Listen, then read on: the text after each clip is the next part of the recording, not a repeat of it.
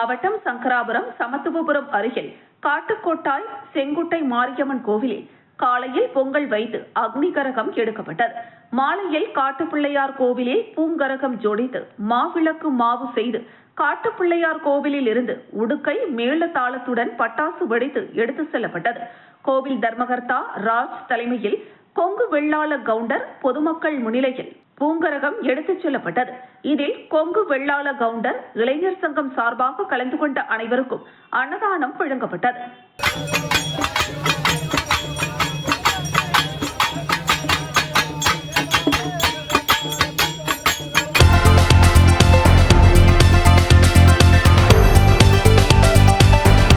காஞ்சிபுரம் மாவட்டம் வாலாஜாபாத் பேரூராட்சிக்குட்பட்ட புனித பிரான்சிஸ் அசிசியார் ஆலயத்தில் வாலாஜாபாத் லயன்ஸ் சங்கம் புனித பிரான்சிஸ் அசிசியார் ஆலயம் இணைந்து நடத்தும் மாபெரும் ரத்ததான முகாமில் Singarayar Michael, Libiraj, Varunkumar, Lion Dhanarajan, Lion Sriraman, Lion Deenadayalu, Lion மோகன் ஆகியோர் கலந்து கொண்டு ரத்ததான முகாமை துவக்கி வைத்தனர்.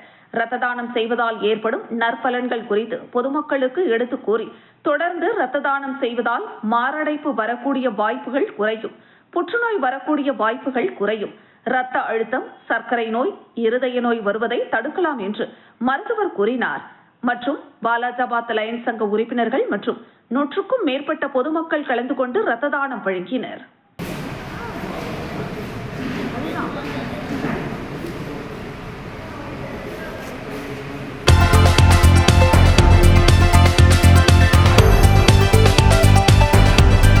அடுத்த தாம்பரம் மாநகரம் 4வது மண்டலத்திற்குட்பட்ட 49 வட்ட திமுக சார்பில் தண்ணீர் பந்தல் திறப்பு விழா 4வது மண்டல குழு தலைவர் காமராஜ் தலைமையில் சண்முகம் சாலையில் நடைபெற்றது. இந்த நிகழ்ச்சிக்கு சிறப்பு அழைப்பாளராக முன்னாள் சட்டமன்ற உறுப்பினர் ராஜா, மேயர் வசந்தகுமாரி, 5வது மண்டல குழு தலைவர் இந்திரன் கலந்து கொண்டு மறைந்த கலைஞர் அவர்களின் திருவுருவ படத்திற்கு மலர் தூவி மரியாதை செய்து தண்ணீர் பந்தலை திறந்து வைத்து சுட்டெரிக்கும் வெயிலின் தாகம் தீர்க்க நீர்மோர், பாதாம் கீர், பழரசம், தர்பூசணி, வெள்ளரிக்காய், இளநீர் உள்ளிட்டவைகளை பொதுமக்களுக்கு வழங்கினார். இதில் டாக்டர் கிருத்திகா தேவி, மாமன்ற உறுப்பினர்கள் உட்பட தாம்பரம் பகுதி திமுக நிர்வாகிகள் ஏராளமானோர் கலந்து கொண்டனர்.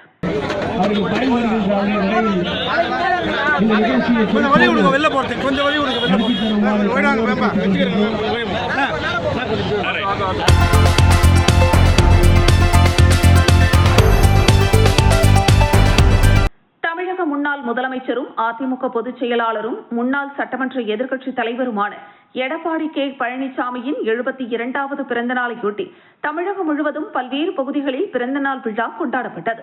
அதன் ஒரு பகுதியாக செங்கல்பட்டு கிழக்கு மாவட்ட புரட்சித் தலைவி அம்மா பேரவை சார்பில் திருக்கழுக்குன்றம் சுப்பையா சுவாமிகள் மடத்தில் அவர் நீடூழி வாழ சிறப்பு பூஜையும் ஏழை எளியோருக்கு அன்னதானம் வழங்கும் நிகழ்ச்சி மாவட்ட புரட்சித் தலைவி அம்மா பேரவை செயலாளர் ஆனூர் பக்தவச்சலம் தலைமையில் நடைபெற்றது. செங்கல்பட்டு கிழக்கு மாவட்ட கழக செயலாளர் திருக்கழுக்குன்றம் ஆறுமுகம் சிறப்பு அழைப்பாளராக பங்கேற்று ஏழை எளியோர் 500க்கும் மேற்பட்டோருக்கு இனிப்புடன் அறுசுவை உணவு பரிமாறியதுடன் ஏழை எளிய மக்களுடன் இணைந்து அதிமுகவினர் சமபந்தி உணவினை அருந்தினர். இதில் மாவட்ட அம்மா பேரவை துணை செயலாளர் மோகன்ராஜ், திருக்கழுக்குன்றம் மேற்கு ஒன்றிய பொருளாளர் சல்குரு, ஒன்றிய இணை செயலாளர் கணேஷ்குமார், தெற்கு ஒன்றிய பாசறை செயலாளர் மணிகண்டன், மாவட்ட நெசவாளர் அணி செயலாளர் பாண்டியன், பேரூராட்சி கவுன்சிலர் நரசிம்மன் உட்பட நிர்வாகிகள் பலர் கலந்து கொண்டனர்.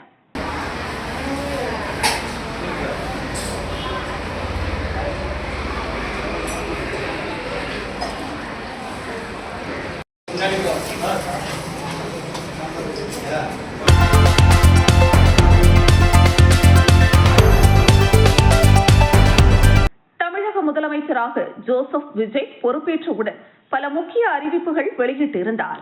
இந்த நிலையில் வழிபாட்டு தலங்கள், கல்வி நிறுவனங்கள் மற்றும் பேருந்து நிலையங்கள் அருகில் உள்ள மொத்தம் 717 டாஸ்மாக் கடைகள் 2 வாரத்திற்குள் மூடப்படும் என தமிழக முதலமைச்சர் ஜோசப் விஜய் அறிவித்திருந்தார்.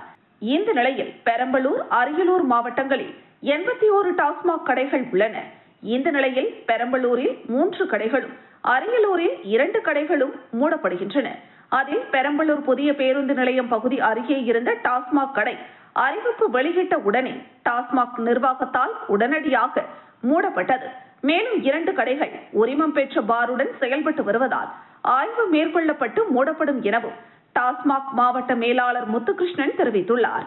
பெரம்பலூர் பேருந்து நிலைய பகுதியில் டாஸ்மாக் கடை மூடப்படுவதால் பொதுமக்கள், பெண்கள் மகிழ்ச்சி அடைந்துள்ளனர். மேலும் தமிழக முதலமைச்சர் ஜோசப் விஜய் அவர்களின் அறிவிப்பிற்கு பெண்கள் வரவேற்பு அளித்துள்ளனர்.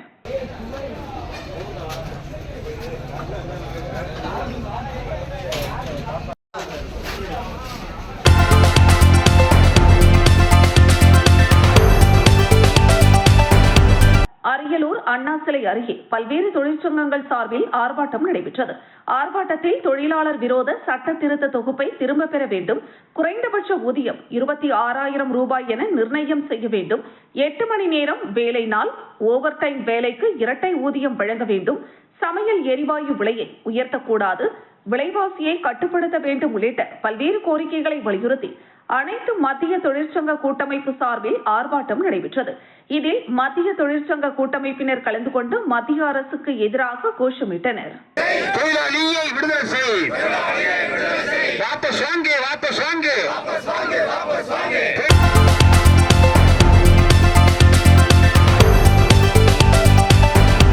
கடலூர் மாவட்டம் விருத்தாச்சலம் அடுத்த இருசாலக்குப்பம் கிராமத்தில் சுமார் 300க்கும் மேற்பட்ட குடும்பங்கள் வசித்து வருகின்றனர்.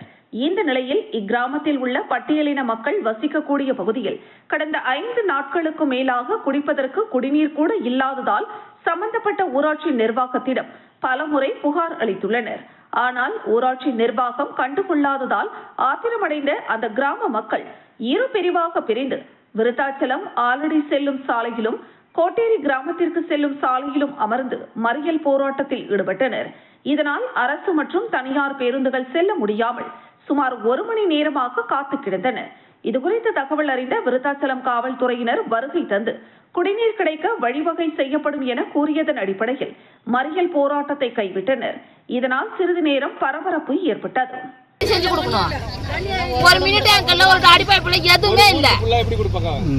ஒரு ஊருக்கே தண்ணி கொடுக்கணும், ஒரு வீட்டுல எப்படி கொடுப்பாங்க தண்ணி?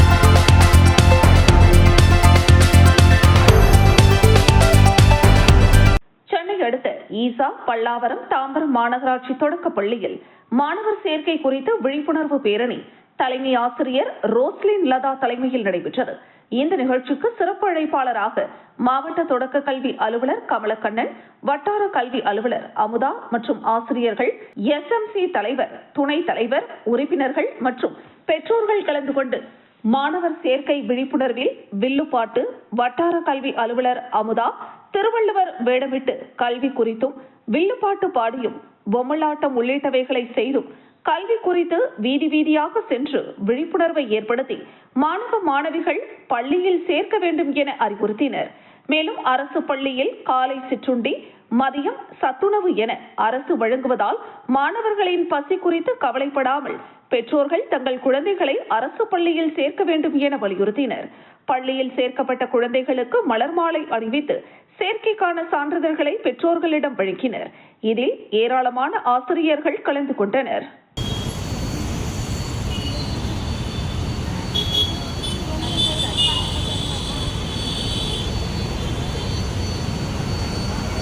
நாட்டின் வளர்ச்சிக்கு கல்வியே உயிர் நாடி. நாட்டின் வளர்ச்சிக்கு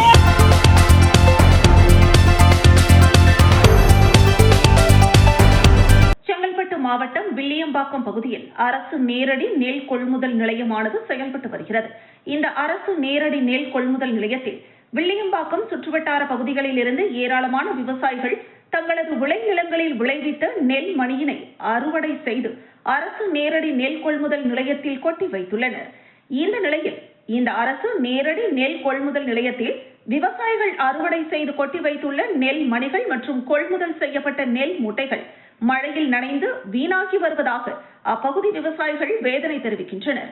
எனவே விவசாயிகளின் நலன் கருதி இந்த அரசு நேரடி நெல் கொள்முதல் நிலையத்தில் கூடுதலாக கொள்முதல் செய்ய நெல் மிஷினை கொண்டு வந்து அரசு உடனடியாக நடவடிக்கை எடுக்க வேண்டும் என அப்பகுதி விவசாயிகள் கோரிக்கை வைத்துள்ளனர். இப்ப இன்னைக்கு இருக்கிற நிலைமை அந்த போட்ட முதல்ல எடுக்க முடியாத நிலைமையில இருக்கிறோம். இது மாதிரி டிபிடி நடத்தினா அப்புறம் நாங்க விவசாயத்துக்கு ஏன் இங்க எத்தாந்து போறத விட ரைஸ் மில்லே எத்தனை போட்டு போயிடலாம், டிபிடில போடாதுவே ஒரு பயிரை வைக்காத விவசாயம் பண்ணாதே விட்டுடலாம் அதை விட